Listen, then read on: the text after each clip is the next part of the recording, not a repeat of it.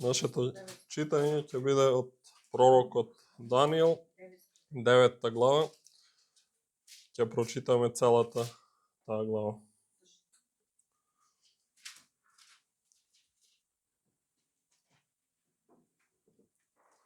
Да го чуеме Божиото Слово, кое што е вдахновено и авторитетивно за нас, да внимаваме на секој збор што се чита.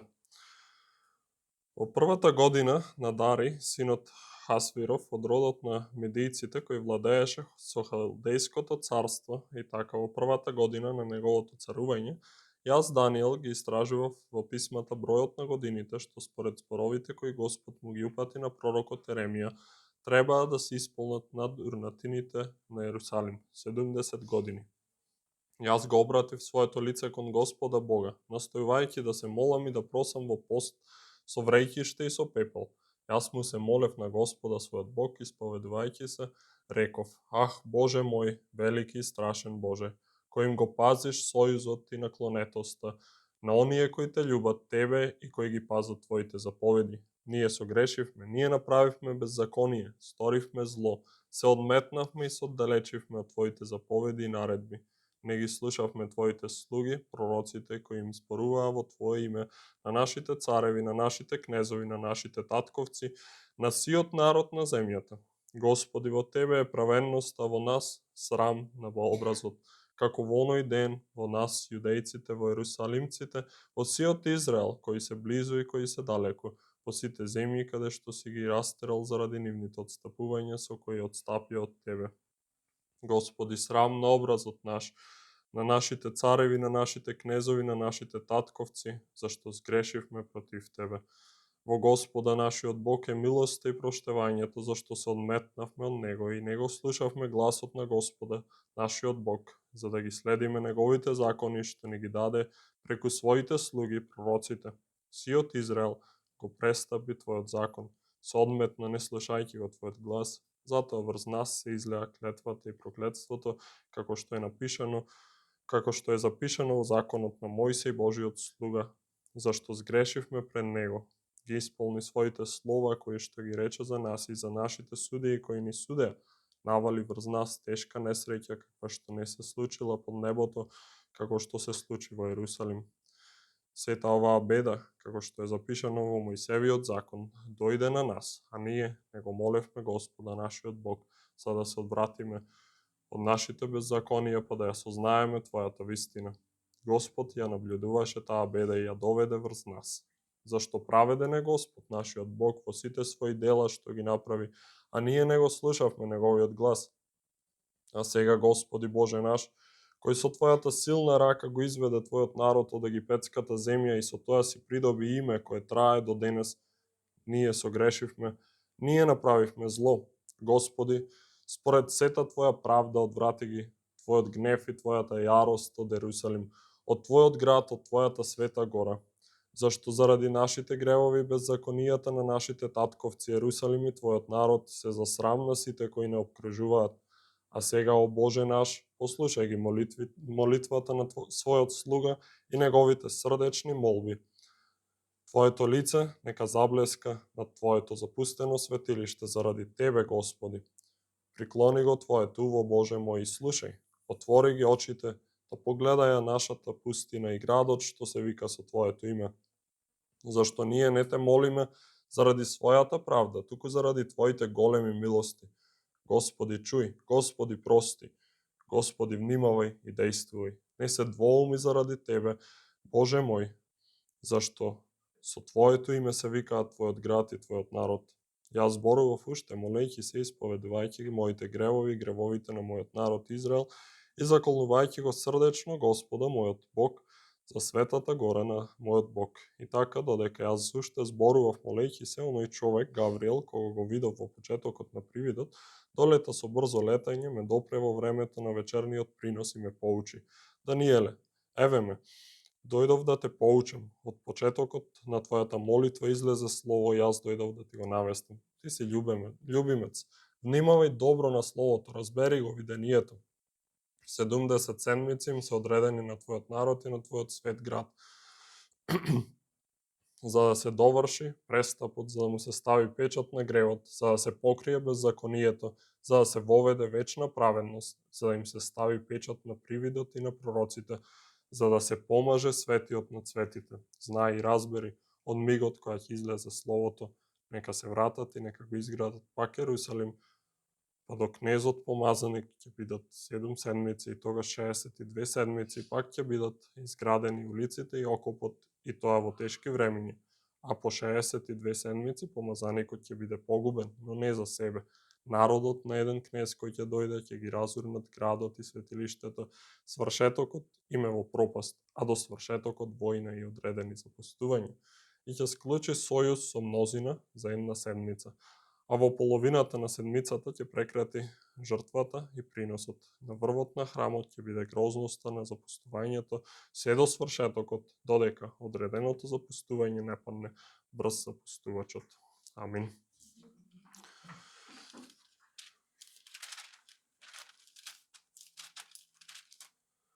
Сега можеме да ги отвориме нашите Библии во Матеј 18 глава и ќе ги прочитаме стиховите од 21 до 35.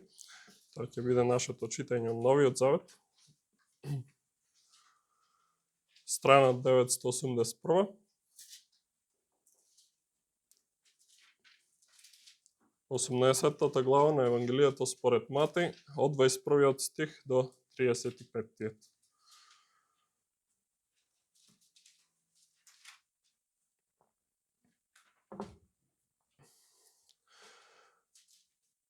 Тогаш Петар пристапи и му рече: Господи, колку пати да му простам на брата си кој греши против мене? До 7 пати ли? Исус му рече: Не ти велам до 7 пати, туку до 70 пати по 7.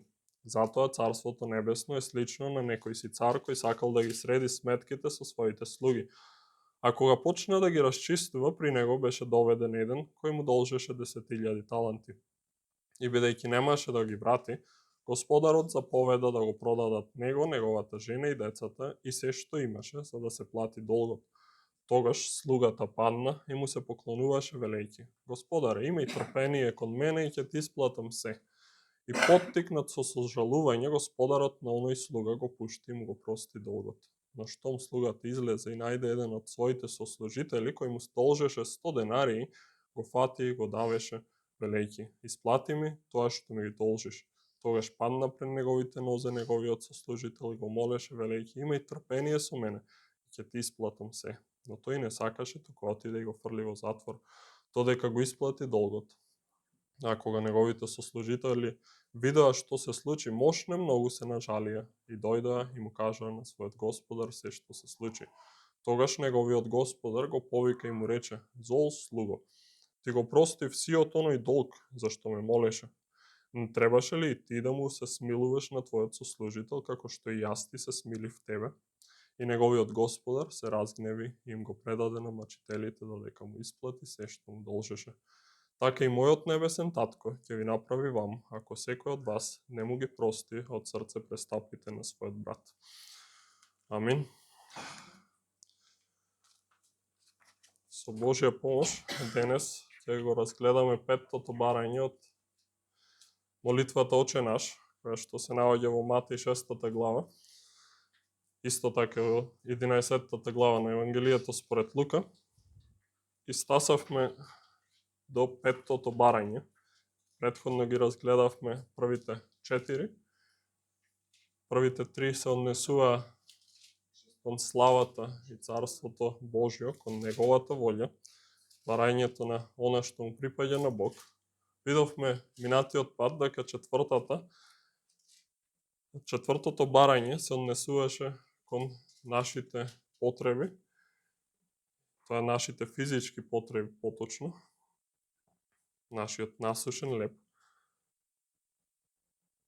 Денес ги насочиме нашите мисли кон петтото барање, каде што вели: и простини ги нашите долгови, како што и ние им ги проштаваме на нашите должници.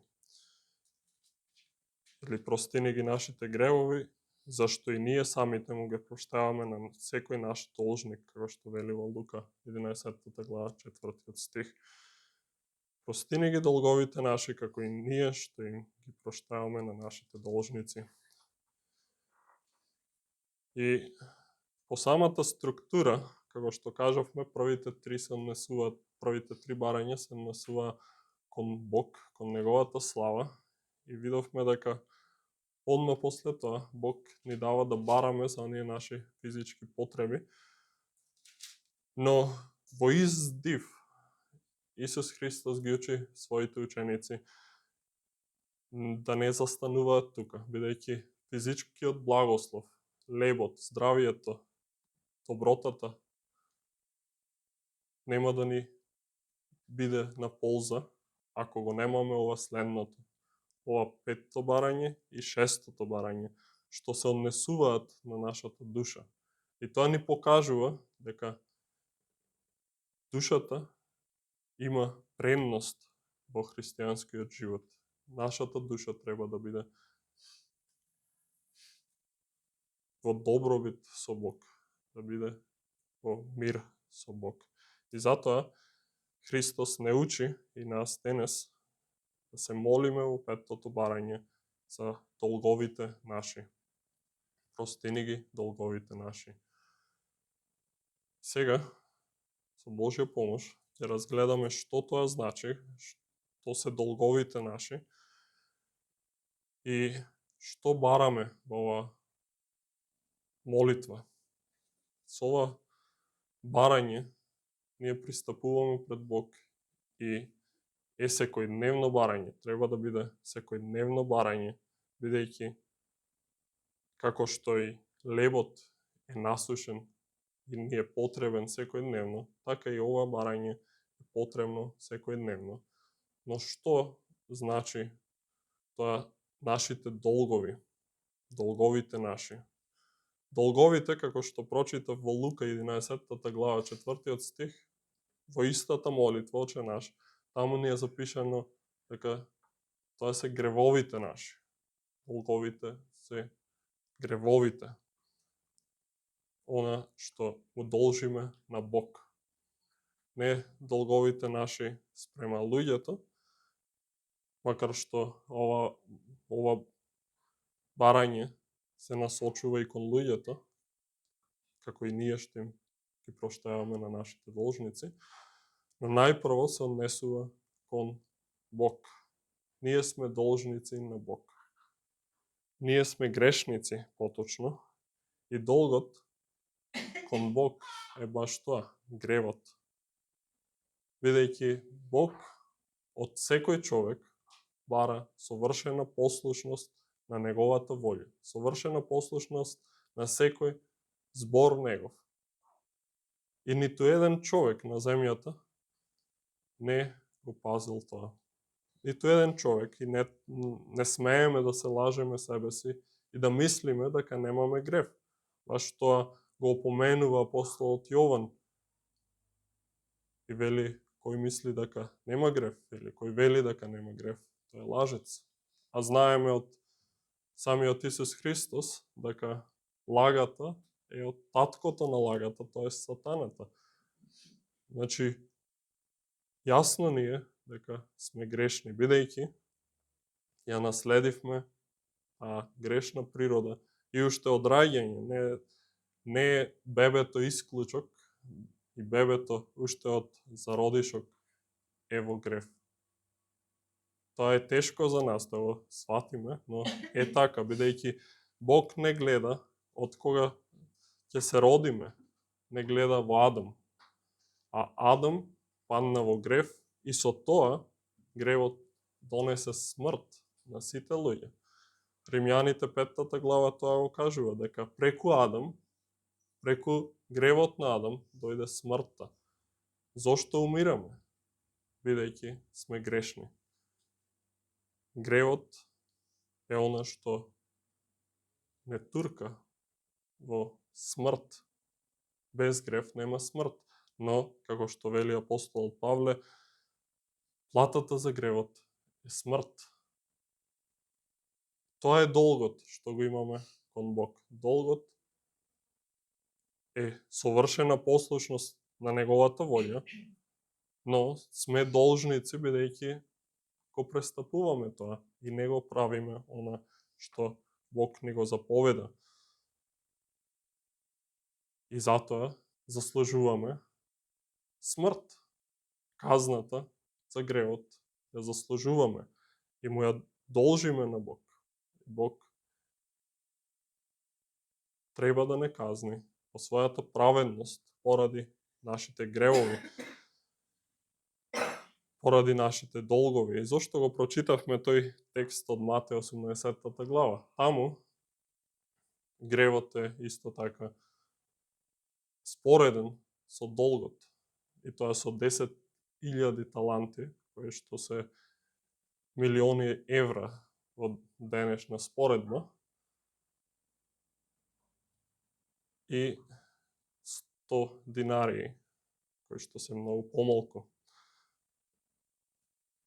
Така што Бог овде ни кажува дека ние сме должници во однос на нашиот грев. И што значи гревот? Гревот е непослушност, гревот е неисполнување на Божјата волја и престапување на секој закон. И секој човек од раѓање е грешен. Се раѓаме со тој првобитен грев, наследен грев, но понатаму не остануваме само со тој наследен грев. Секој од нас знаеме и сигурен сум дека знаеме, иако можеме да бидеме заслепени, го чувствуваме гревот во нас. Чувствуваме вина, чувствуваме грижа на совест, бидејќи грешиме, бидејќи гревот е во нашата природа. Таа грешна природа во која што се раѓаме е гревот. И тој грев е навреда кон Бог. Тој грев е навреда кон Севишниот Бог. И затоа треба да разбираме дека нашиот долг кон Бог е многу поголем отколку нашиот долг кон луѓето. Нашиот престап спрема некој брат или сестра е многу помал во споредба со Бог. И како што пеевме во 51-иот псалм, ако знаете во кој контекст Давид го пева тоа, тогаш го разбирате и тоа што го зборувам. Давид изврши прелюбодејство и одма потоа изврши убиство. И Давид, уверен во својот грев, не вика дека им сгрешил на луѓето, иако тоа е вистина, туку вели против тебе, само против тебе, Господи, извршив зло во твоите очи.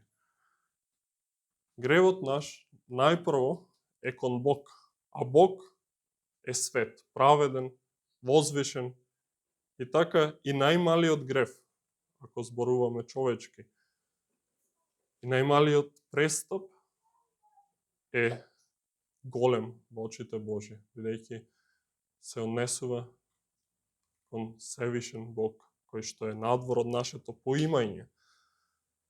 И затоа платата, соодветно, за секој грев го заслужува истото, смрт и вечна одвоеност од Бог. Тоа е она за кое што Бог тука ни посочува да се молиме секој дневно, бидејќи секој ден ние грешиме. Секој ден ние се соочуваме со таа грешна природа и како верници дури се соочуваме со гревот во нас, гревот во светот, гревот во другите и нападите на сатаната, и затоа треба да пристапуваме пред Бог во понизност и да бараме да ни ги прости нашите долгови, да ни го прости нашиот престап, бидејќи нашиот престап е голем пред Бог и секој дневен се повторува. Нашата природа е грешна и ако Бог по негова милост не избавил од гревот, не го простил, да се уште се соочуваме со гревот, бидејќи на овој свет се наоѓаме во пустина и се уште грешиме и се уште ни треба очистување. А кој е единствен кој што може да прости грев? Во нашата култура, можеби, знаете дека има такво мислење дека некој си свештеник може да изрече опростување на гревот. Ако ние се исповедаме пред него, тој може да ни прости. Но во Библијата јасно е дека само единствениот жив и вистински Бог може да прости грев. И тоа е нештото за кое што фарисеите и учените луѓе во Израел се фаќаат и се надразнуваат кога Исус Христос, одејќи и извршувајќи чудеса помеѓу луѓето, простуваше гревови. И тие се запрашуваа кој може да ги простува гревовите освен единиот Бог. Така е, само единиот Бог може да ги прости гревовите. И секој човек што си мисли дека тој може да прости грев извршен кон Бог, се лаже и е измамник. Но единствено Бог простува и затоа нашата молитва е кон Бог. Нашата молитва е кон Бог. Долгот и гревот е најтешкото нешто за човекот. Бидејќи гревот не одвојува од вечното блаженство, од вечниот живот, гревот не одвојува од самиот Бог. И на тој начин гревот е одвратен и за верникот посебно е ожалостувачки. И затоа во барањето на покаяние, барањето на прошка, најпрво се јавува ожалостувањето кај човекот. Ожалостување значи чувствување вина и жалост за стореното дело, за сторениот грев. И само така, со ожалостувачки дух во однос на гревот, можеме да го бараме ова. Можеме да бараме прошка за нашите гревови. Исто така, барањето на оваа молитва доаѓа со исповедање на нашите гревови. Мораме да ги исповедаме нашите гревови, мораме да ги знаеме најпрво нашите гревови, за да ги исповедаме и да бараме Бог да ни се смилува и да ни прости. Давид во 51-иот псалм знае за што се моли. Ги знае своите гревови, ги знае своите престапи пред Бог и го моли Бог да го очисти од крвта, од вината која што ја има на себе. Исто така, гревот мора да биде покриен, целосно избришен, за ние да бидеме чисти пред Бог и да бидеме пред лицето Божјо. Бидејќи ништо што не е свето нема да влезе во Царството Небесно, како што ни е запишано. И затоа мора ова барање да го сватиме сериозно, дека нашите долгови, нашите гревови пред Бог се гревови кои што не одвојуваат целосно од Бог и ако не ни ги прости Бог, тогаш немаме удел во Него. Немаме вечен живот, немаме ништо. И затоа реков, ако ние молиме на сушниот леб, Бог да ни го дава нас секојдневно, а немаме прошка, немаме очистување од гревот, тогаш тој леб, тој благослов, тоа здравје ќе пропадне и еден ден ќе се најдеме пред тронот Божи, пред Неговиот суд, ќе бидеме осудени, соодветно со гревот наш. Платата за гревот е смрт. Но затоа Бог не учи тука на тој највозвишен дар, прошката. Прошката е еден од најголемите дарови. И христијанството го има тоа. Никоја друга религија го нема тоа. Но христијанството има прошка, вистинска прошка на гревовите, очистување, упростување и растеретување од гревот, бидејќи самиот грев е товар на грбот на христијанинот. Може би ја знаете таа позната книга Патот на христијанинот од Џон Бањан во 17-тиот век, каде што пишува за патот на христијанинот од светот до небесниот град. И пред да дојде до крстот, тој носи на себе голем товар. И тој голем товар го означува баш тоа, гревот пред Бог, долговите. И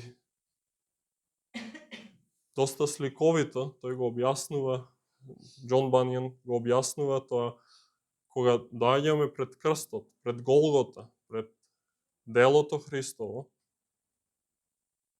и во покаяние и вера во неговото дело, тој товар паѓа од нас. Се растеретуваме од гревот. И во Библијата ни се опишани неколку начини на кои што Бог ни го простува гревот. И се кажува во Јов 7 глава 21 стих: зар престапот мој не можеш да го однесеш? Тука глаголот е однесување или одстранување, оддалечување на гревот наш.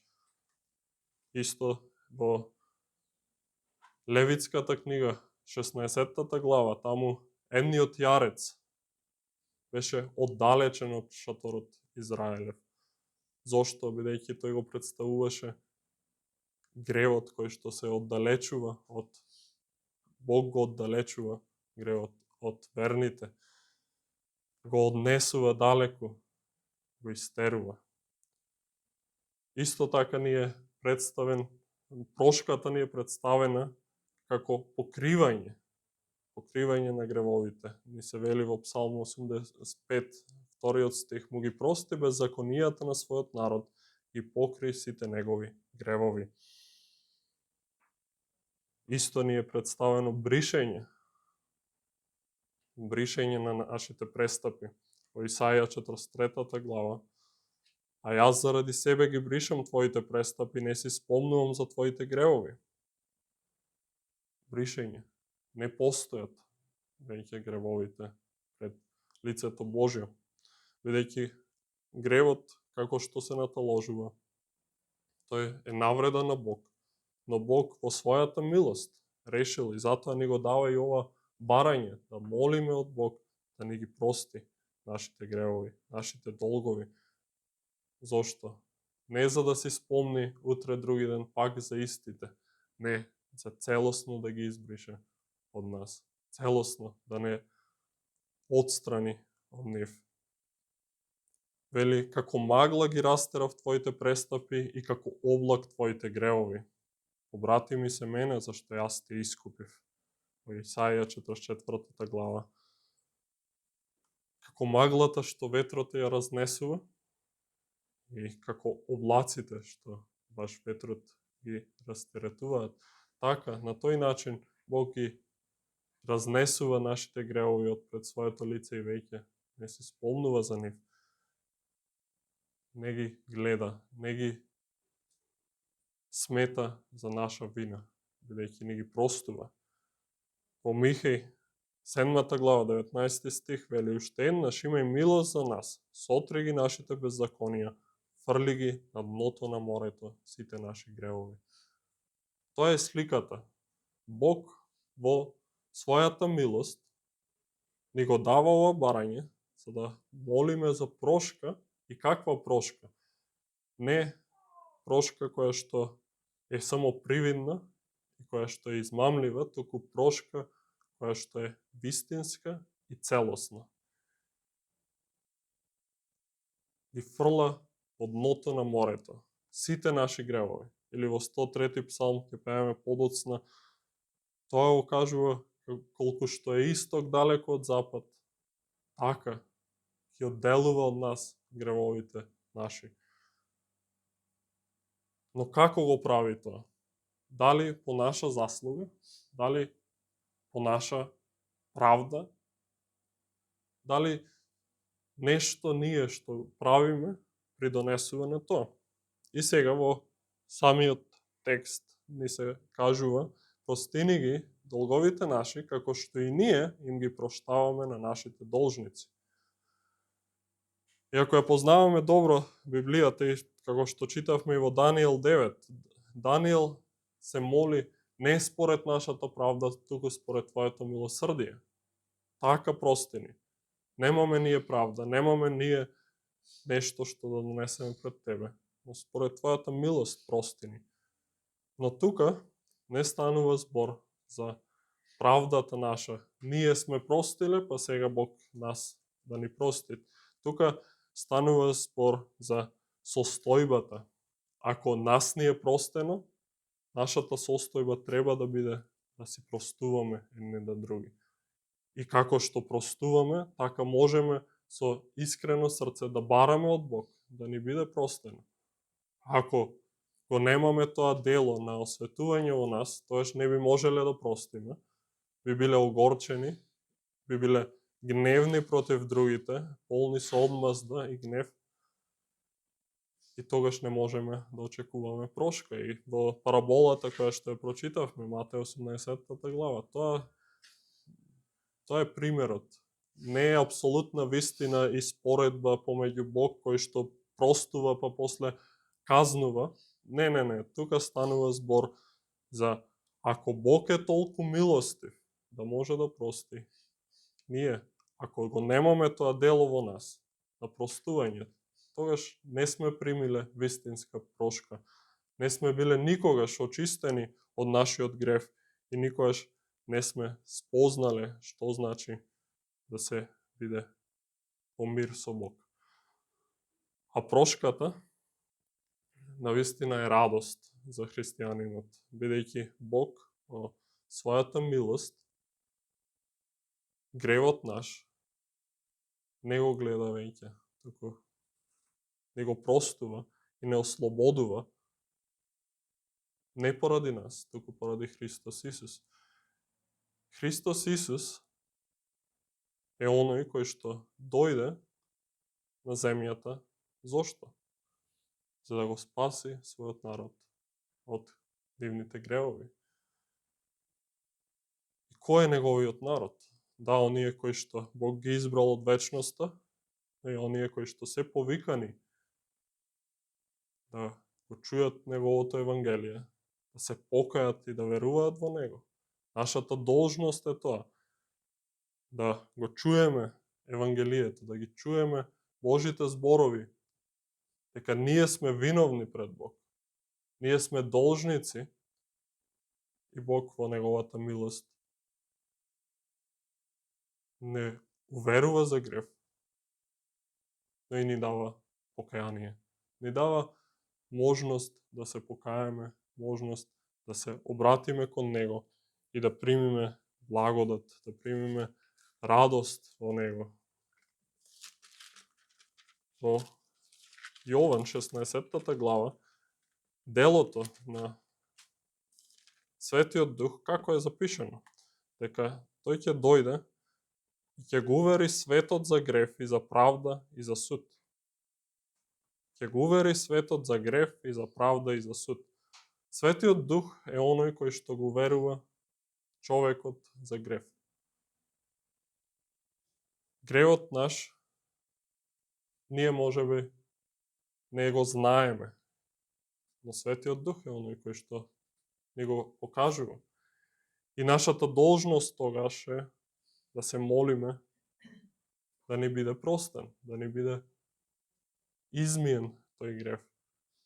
И секојдневно, како што кажав, и христијаните, бидејќи сме во таа грешна природа, бидејќи сме во таа духовна борба, секојдневно имаме потреба од прошка. Имаме потреба од очистување од нашите гревови. Ако мислиме поинаку, тоаш се лажеме и воопшто не сме свесни за длабочината на гревот, за длабочината на тоа зло кое што владее во светот и за жал владее многу често и во нас. А оние кои што не веруваат во Христос Исус и не се уверени за гревот, тоа е многу видливо во нив. Се исмеваат на гревот, уживаат во гревот, уживаат во долгот према Бог. И кога ќе им биде тоа посочено, тие го одбиваат и си продолжуваат по своето, или се чувствуваат недостојни да им биде нив простено. Велат, многу сум сгрешил, дали може Бог мене да ми прости? Но знаеме дека во историјата, во Библијата, таа објавена Божја историја, гледаме дека многу луѓе им било простено кои што се далеку погрешни од многу други и меѓу нас. Бидејќи како апостолот Павле, што вели, јас сум прв меѓу грешниците, зошто го вели тоа? Тој бил прогонувач на црквата Божја. Тој убивал во ревност, во погрешна ревност. Ги убивал христијаните, оние кои што потоа ги нарекува браќи и сестри. Таков човек примил прошка од Бог. Дали мислите дека вие не можете? Не, Бог е голем и силен и милостив и тој може да прости на секого и секој грев. Но воено, оние кои што не веруваат, може би мислат дека не им треба простување. Бидејќи овој живот е се што имаме, потоа не знаеме што е. Но, драги пријатели, тоа не е така. Бог јасно ни објавува што следува после овој живот. Определено е за човекот смрт, потоа суд. Судот доаѓа и ако не се помириме со Бог, ако не го бараме ова барање да не ги прости нашите долгови, тогаш сме во најголем очај, бидејќи овој живот е краток, многу краток во споредба со вечноста. Не можеме ни да направиме споредба. Овде сме за 70 години, а вечноста е 70 години, не се ни почеток на вечноста, бидејќи нема ни почеток, ни крај вечноста. Така што, ако размислуваме длабоко на вечноста, на смртта, на нашата грешност, треба да сваќаме дека ни треба спасението, ни треба простувањето. А кажавме, имаме единствен простувач на гревови, тоа е единствениот Бог. И како ги простува гревовите?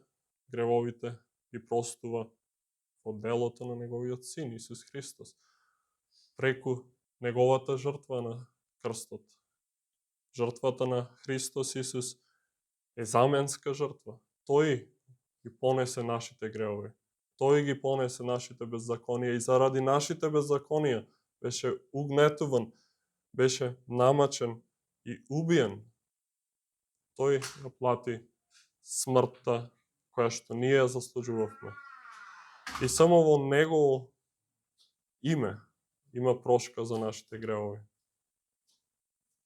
Но дали го веруваме тоа?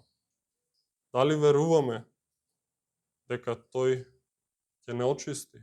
Дека тој, како што ни ветува, ќе ги растера нашите престапи како магла, дека како облак ќе ги растера нашите гревови? Треба да се испитаме себе си. Дали го веруваме тоа? И ако го веруваме тоа, тогаш можеме да го молиме ова, долговите наши, да не ги прости, како што и ние им ги проштаваме на нашите должници. И тоа е прашање за нас, воено. Дали ние ги проштаваме гревовите на другите? дали ние со љубов ги покриваме гревовите на другите или живееме во гнев и омраза кон секој човек. И ако некој ни сгреши, тоа е крајот на светот. И го чуваме тоа и го пазиме и си го гоиме тоа чувство на омраза кон луѓето, или сме научени да простуваме. Како што беше кажано и претходно во Ефесијаните 4 глава, тоа ни се кажува да се простуваме еден на друг. На тоа сме повикани. Зошто? Бидејќи Бог е милостив кон нас. Тој ни простил, ние да не си простуваме. Не, напротив, ние треба да си простуваме еден на друг и да се очистуваме од гревот и омразата кон другиот. Бидејќи ако ние не простиме, тоаш имаме гнев во себе и не сме ослободени. Не сме слободни кон другите. Ние е заповедано да ги љубиме нашите ближни, а како ќе ги љубиме ако не им проштаваме? И затоа тоа прашање на Петар е малку и иронично и смешно. Колку пати да му простам на мојот брат? И Христос одговара: секогаш, секогаш треба да простувате. Кога и да ви сгреши братот, ако бара прошка, треба да му биде простено. Но и да не бара прошка, ние треба да се ослободуваме од таа тежина, да ги чуваме гревовите на другите во себе. Не треба да им мислиме зло на другите, туку напротив, да мислиме благослов за другите, да го сакаме благословот за другите. Ние сме поучени од Христос да бидеме миротворци и љубители на мирот, а не на војната. И во Псалм 120 тоа ни е кажано. Луѓето од светот, од кидарските шатори, од Месех, тие биле за војна. Кога верникот зборувал за мир, тие се за војна. Сега да се запрашаме ние дали кога некој ни сгреши, сме за војна или сакаме мир. Мирот се добива преку простување. Мирот се добива само преку простувањето. И преку простувањето еден на друг, ние покажуваме дека сме Христови, дека сме како нашиот Отец Небесен, бидејќи Тој простува и ние треба да простуваме. А тоа е најдоблесно, да можеме да го покриеме гревот во љубов, да простиме и да не си гоиме омраза кон другите. Тоа се покажува во нашиот однос спрема другите. Како што набројав кои се нештата кои што Бог ги користи како илустрација за простувањето на гревовите, тоа треба да биде и наше за простувањето на другите. Дали ние, кога простуваме, си ги чуваме тие гревови на другите во нашите мисли и понекогаш си размислуваме за нив, како тој ни изгрешил нас, или воопшто не ги памтиме. Сме ги фрлиле во дното на морето. Сме ги растерале како облаците. Дали сме ги покриле и не се гледаат веќе? Или се секогаш во нашите мисли, кога имаме слободно време, си мислиме, тој така ми направи, тој така ми должи толку и толку, да му се одмаздам или да го добијам своето.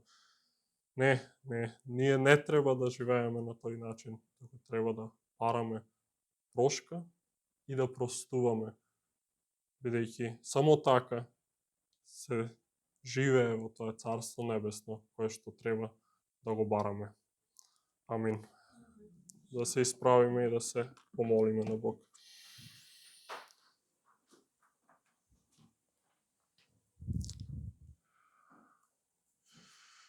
Господи Семојќен Боже, доаѓаме пред Тебе и признаваме дека сме грешни и слаби, немоќни. И бараме ти да не очистиш од гревот. Бараме ти да ни го простиш гревот, зашто ни треба простување. Ни треба покривањето на нашите престапи. Не си спомнувај за нашите престапи, не си спомнувај за гревовите на нашата младост, туку очисти не целосно и измине да бидеме побели од снегот. Нашите гревови кои што се пред Твоето лице, истере ги и оправдај не во крвта Христова и освети не, за да можеме и ние да се простуваме еден на друг. Господи, се молиме Ти, делувај во нас. Делувај во оние кои што не веруваат помеѓу нас. Дај ова слово, Твое слово, благослови го во нивните срца и нека Светиот Дух ги увери за грев. Да не биде само исмевање на гревот, да не биде непрепознавање на гревот, тако длабоко сочувствување на гревот, длабоко ожалостување за својот грев. Промена која што само Ти ја даваш. Господи, делувај помеѓу нашите ближни и наши роднини, пријатели, наши сограѓани кои што се далеку од Тебе. Ти увери ги за грев, увери ги за безбожноста во која што живеат. Доведи ги до покаяние и вера. Господи, те молиме Ти биди милостив кон нас, во заедница, прослави се помеѓу нас. Води не и благослови не со радоста која што доаѓа од простувањето. Во името Христово се молиме. Амин.